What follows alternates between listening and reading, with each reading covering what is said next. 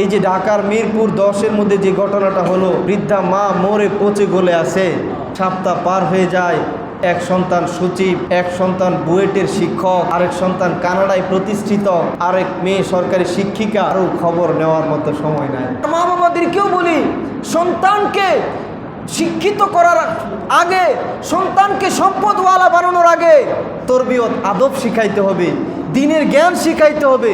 তা না হলে ফলাফল কি হবে এই ঢাকার মিরপুর 10-এ আপনি দেখেছেন। সব আল্লাহর প্রিয় মেহমানেরা, দেখেন আল্লাহর হাবিব যে বলতেন 1400 হিজরির পরে কি হবে, ভয়ানক অবস্থা, মানুষ ইমান রাখা বড় কঠিন হয়ে যাবে। সকালবেলা ইমান নিয়ে বের হবে, সন্ধ্যা ইমান হারা হয়ে বাসায় ঢুকবে। হাতের মধ্যে জ্বলন্ত আংরা রাখা যতটুকু কষ্ট, তার চাইতে বেশি কষ্ট হবে ইমান রক্ষা করা।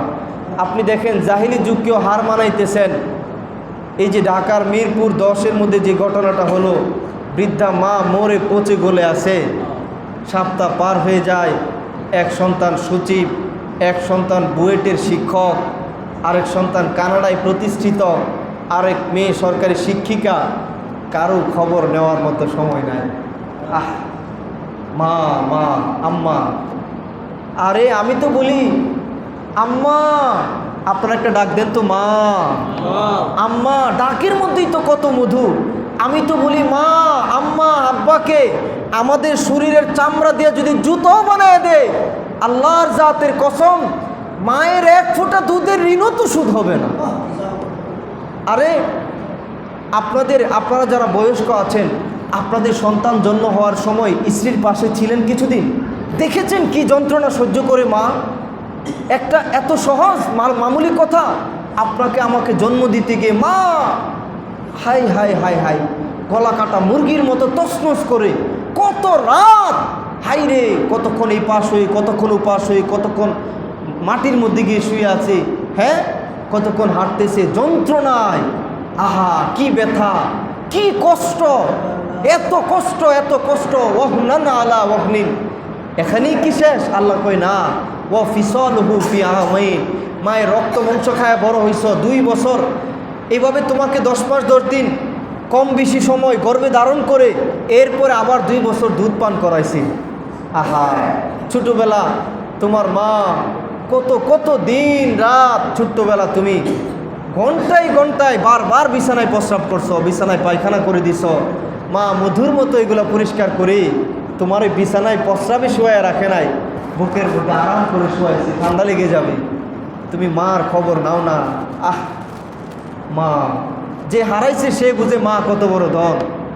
মা জান্নাতের চাবি আমার মা, ও মা গো জান্নাতের চাবি আমার মা, মাজার বেচে নাই তার মতন দুঃখী নাই, মাজার বেচে নাই তার মতন দুঃখী নাই, খালা ফুফু মায়ের মতো না, মা গো জান্নাতের চাবি আমরার মা।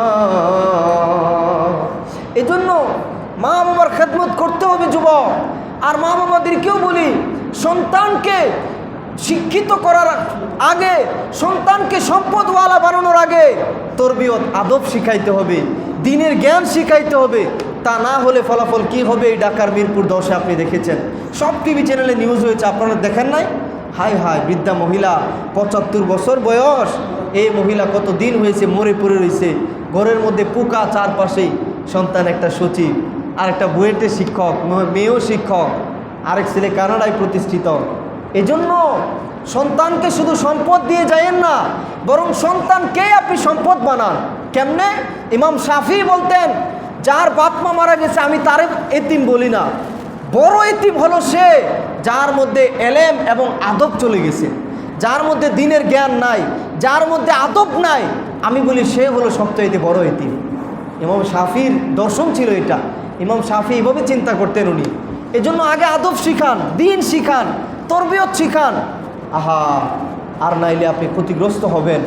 আল্লাহর হাবিব বলতেন, সন্তানের মুখ ফুটলে আগে কালিমা শিখাও, সন্তানের মুখ ফুটলে আস্তে আস্তে কোরআন শিখাও। আর এখন এগুলো দিন শিখায় না, কোরআন শিখায় না, আদব শিখায় না, ফলাফল কি এই যে এরকম। মা ঘরে পড়ে মরে, অথবা বৃদ্ধাশ্রমে মারে নিয়ে রাইখা আসে, অথবা ভাই ভাই ঝগড়া করে, দুজনের সম্পদের অভাব নাই, একজনকে তুই রাখো আরেকজনকে তুই রাখ, আমি পারতাম না। এই বেজাল বেজাল। এখন মা কি হয়ে গেছে? বোঝা হয়ে গেছে, বেজাল হয়ে গেছে। কারণ ওই যে মা বৃদ্ধ হওয়ার কারণে, বাপ মা বৃদ্ধ হলে শিশুর মতো হয়ে যায়, সময় একবারে শিশু, আসলেই শিশু।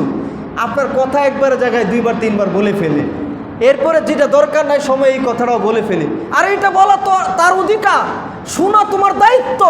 তুমি কিসের এত বড় নেতা হয়ে গেছো, এত বড় হুজুর হয়ে গেছো, এত বড় শিক্ষক হয়ে গেছো, বাপ মার কাছে তুমি শিশু। বাপ মা জুতার কাছে বসে থাকো, বাপ মা জুতা দিয়ে বাড়ি দিলেও চুপ করে বসে থাকো, কারণ তাদের পায়ের নিচে তোমার জান্নাত। সুবহানাল্লাহ। আরে তুমি কি বড় নেতা হয়ে গেছো, বাপ মার কথা তোমার সহ্য হয় না? এই বাপ মার কথা শুনতে হবে তোমাকে। তোমাকে ছোট্টবেলা তুমি যখন একটু হাঁটা শিখছ, বাবা খাইতে বসছে, সারাদিন কাজ কইরা আইসা বাবার বড় ক্ষুধা, খাইতেছে হাঁফাইতেছে, তুমি দরজার কাছে সিঁড়ির কাছে চলে গেছো, বাবা খানা রাইখা দৌড়ে গিয়ে ধরছে, আরে না জানে আমার কলিজার টুকরা শিশুটা আমার আব্বা সিঁড়িতে পড়ে যায়, ব্যথা পায়, তোমার গিয়ে ধরছে, দুইরা এবার আর খাওয়া না, আঙ্গুল ধরে ধরে তোমার হাঁটা শিখাইতেছে, কথা বলতেছে, বাবা বাবা বাবা হাঁটা শিখাইতেছে। হ্যাঁ, এবার বড় ভালো খাবারটা তোমার প্লেটে তুলে দিতেছে আব্বা। তাদের রক্ত মাংস, তাদের এই শরীরে ভাঁজ পড়ে গেছে না, এটা তোমার জন্য আমার জন্য। তোমারে আমারে রঙিন করে সাজাইতে গিয়া তারা তাদের হাজারো স্বপ্ন মনের মধ্যেই দাফন করে ফেলছে, আর বাস্তবায়ন করে নাই। এবার শুধু সন্তান নিয়ে পথে ঘাটে বড় হুজুর পিসা হুজুরের সাথে দেখা হইলে দোয়া নিজের জন্য চাই না, হুজুর আমার ছেলেটার জন্য একটু দোয়া করেন, আমার ছেলে মেয়ের জন্য দোয়া করেন, হুজুর আমাদের পরিবারের জন্য দোয়া করেন। আহা, এজন্য বাপ মা হলো দোয়ার ফ্যাক্টরি। যাদের বাপ মা আছে সাবধান, আজ থেকে আমরা যেন বাপ মার কদমে এই জায়গায় সিলিন্ডার হয়ে যায়, এই জায়গায় ফিদা, এই জায়গায় আমরা যেন একবারে শিশু। আব্বা আম্মার দোয়ার জন্য আমরা যেন সর্বোচ্চ পরিশ্রমী হয়। তাদের মর্জিটা একটু বোঝার চেষ্টা করি, লাভবান হবেন, লস হবে না। আপনাকে আল্লাহ একেবারে ভাঙা কপাল জোড়া লাগাইবে, নদীর মাঝখান দিয়ে আপনার জন্য রাস্তা হয়ে যাবে, আপনি কল্পনাও করতে পারবেন না। আপনি আমি চলেন তাদের পাশে গিয়ে একটু বসি, যাদের মা নাই বাবা নাই, কত কষ্ট লাগে বাপ্পার কথা স্মরণ হলে। একদিন তো আপনার আমার আব্বা আম্মাও চলবে না, থাকবে না দুনিয়াতে, চিরদিন থাকবে থাকবে না। আপনি তখন চিন্তা করবেন, আমি কেমন করে দেব মাটি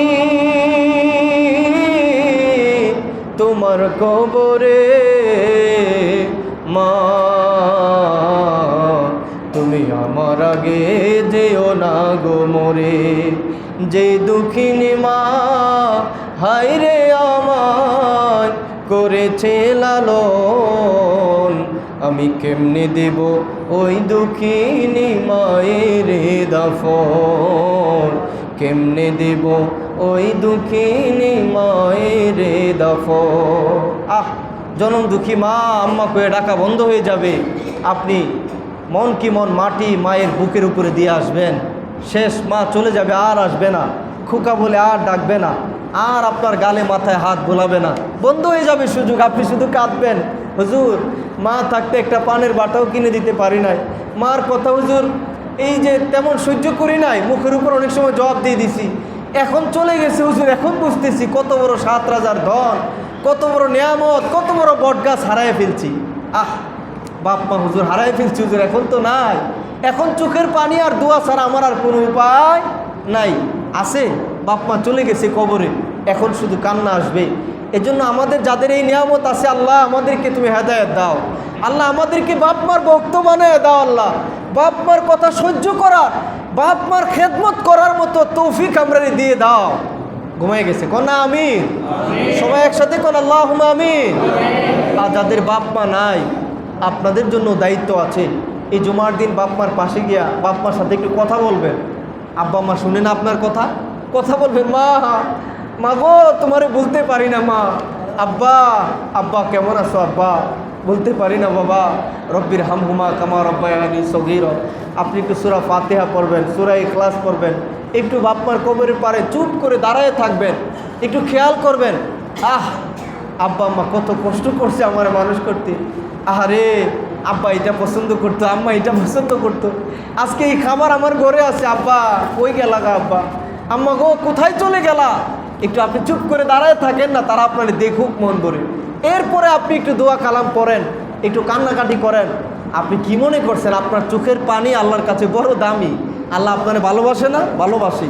আপনার চোখের পানি আল্লাহর কাছে মূল্য আছে। প্রত্যেকটা মানুষের চোখের পানি আল্লাহর কাছে মূল্য আছে। আপনি চোখের পানি ফেলে এবার একটু কাঁদবেন, দেখবেন শান্তি লাগতেছে। আপনি স্বপ্নেই দেখবেন যে আপনার বাপ মা ভালো আছে, আপনার ভালো কিছু বলতেছে। এই জন্য কিছু দান সৎকার করবেন। 5 ওয়াক্ত নামাজের পরে রব্বির আমহুমা কামা রব্বায়ানি সগীরা পড়বেন। এই বাপ মার কবর বেশিরভাগ সময় জিয়ারতের চেষ্টা করবেন। যাদের বাপ মা আছে খেদমত করেন। এই মিরপুর 10-এর মতো ঘটনা আর কোনো বাবা মায়ের ক্ষেত্রে না হোক। আল্লাহ আমাদের দেশের সমস্ত সন্তানদেরকে বাপ মার ভক্ত বানায় দাও। আবার বলেন আল্লাহুম্মা আমিন। মনুষ্যত্ব লাগবে বাবা, টাকা পয়সা দিয়ে কি হবে বাবা? 2 দিন পরে আপনি চলে যাবেন। কামা তাদিনু তুদান, মনে রাখেন, as you sow so you reap. যেমন কর্ম তেমন ফল।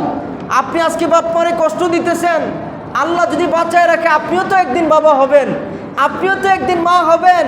সেদিন বুঝবেন যে বাপ মা কী জিনিস, বাপ মা হওয়া কত কঠিন, বাবা মায়ের কত দায়িত্ব। তখন যদি আপনার সন্তান খারাপ ব্যবহার করে, তখন আফসোস করবেন, আহারে আমিও তো আমার বাপ মারে কত কষ্ট দিছিলাম। এজন্য আল্লাহ যেন দিনের বুঝ দেয়। ঘরের ভিতরে দিনই চর্চা করবেন, সন্তানদেরকে দিন শিখাইবেন, আদব শিখাইবেন, আমল শিখাইবেন, ইসলামের শিক্ষায় শিক্ষিত করবেন, লাভবান হবেন। আল্লাহ আমাদেরকে তৌফিক দান করুক। সকলে বলেন আমিন।